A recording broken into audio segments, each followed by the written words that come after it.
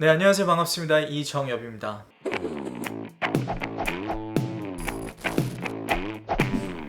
최근 종영한 드라마 중에 슬기로운 의사생활이라는 드라마가 있었어요. 오늘 잘 부탁드립니다.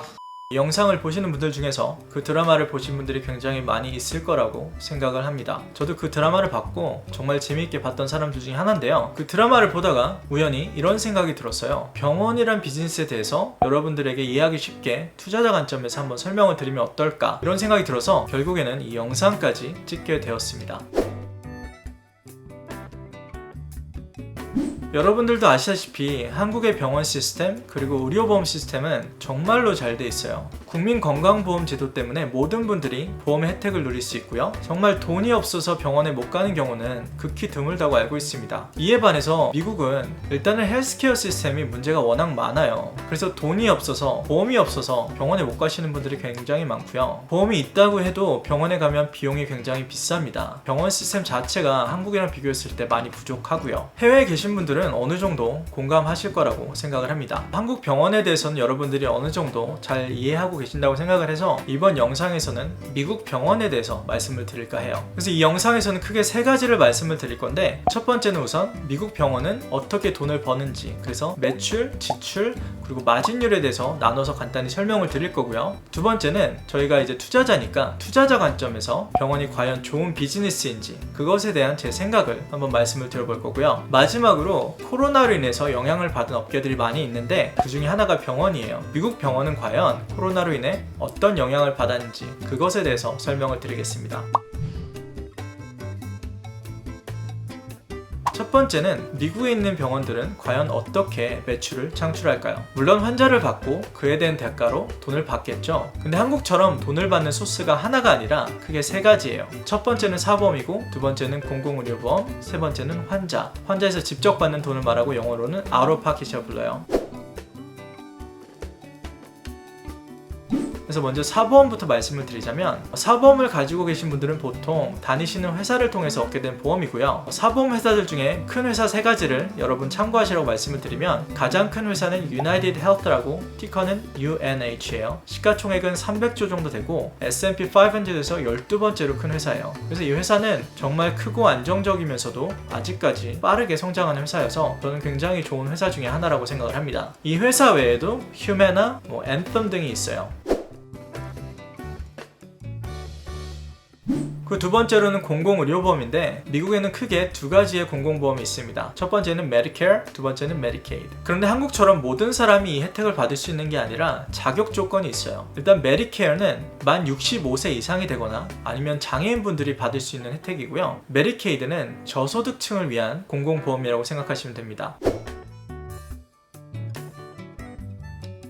그리고 세 번째는 환자에게서 직접 받는 부분인데, 이 부분은 사실 병원 입장에서는 굉장히 작은 부분이에요. 그 이유를 간단히 설명을 드리자면, 보험이 없는 분들은 병원에 가게 되면 비용이 정말 말도 안 되게 많이 나오고 그 금액을 감당을 할 수가 없어요. 그렇기 때문에 보험이 없으신 분들은 안타깝게도 정말 심각하게 아프지 않는 이상은 병원에 가려고 하지 않습니다. 예를 들어서 병원에 가서 의사랑 1, 2분 동안 잠깐 얘기를 했는데 돌아보니까 몇십만 원이 청구되고, 이러는 게 미국의 의료보험 시스템입니다.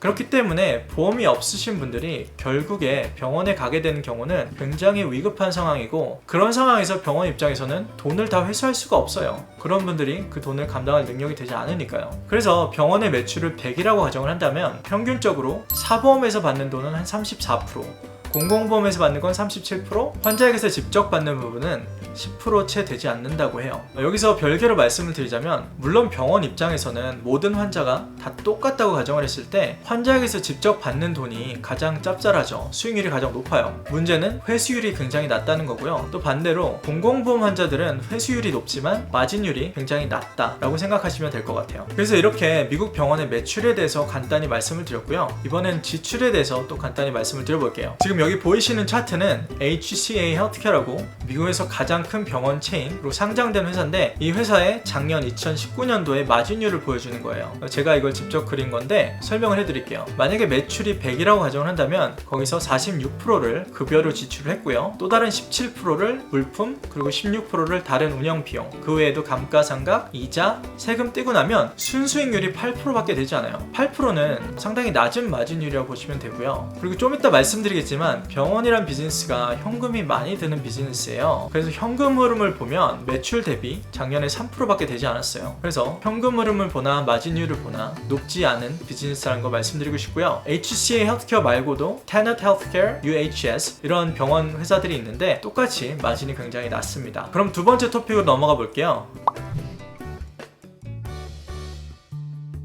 과연 병원은 좋은 비즈니스인가? 투자자 관점을 봤을 때 제 생각은 병원은 좋은 비즈니스가 아니라고 생각을 하고요. 그에 대한 이유가 크게 4가지가 있어요.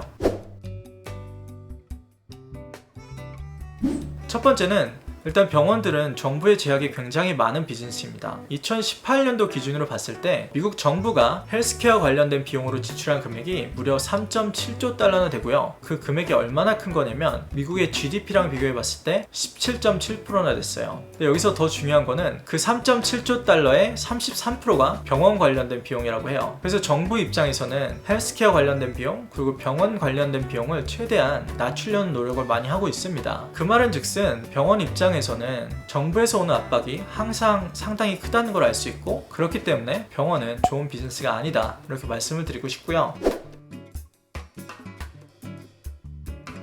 두 번째 이유는 병원은 또 CapEx가 굉장히 많이 드는 비즈니스예요. CapEx라고 하면은 자본적 지출인데, 예를 한번 들어서 말씀을 드리자면 병원이 건물을 짓는다고 하면 건물을 짓는 데 드는 비용이 다 CapEx라고 보시면 되고요. 병원 안에 정말 다양한 의료 기기들이 있잖아요. 굉장히 비싼 기기들인데 그런 걸 사는 것도 다 CapEx예요. 그 외에도 환자용 침대 뭐 이런 것들이 다 CapEx라고 보시면 됩니다. 평균적으로 병원들은 매출의 7-8%를 매년 CapEx에 쓴다고 합니다. 그래서 이렇게 현금이 많이 드는 비즈니스는 좋은 비즈니스라고 볼 수 없다고 생각을 합니다.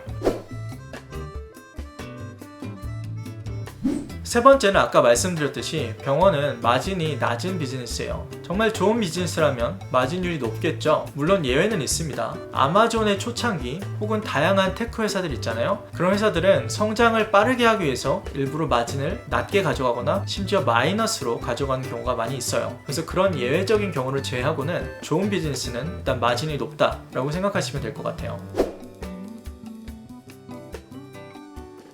마지막으로 병원들은 빚이 많아요. 물론 빚이 많다고 해서 나쁜 비즈니스는 아닙니다. 하지만 제가 말씀을 드리고 싶은 건 정말 좋은 비즈니스라면 그 회사가 창출하는 현금만으로 충분히 회사를 운영하고 성장할 수 있는데 병원은 그럴 처지가 되지 못한다고 생각을 합니다.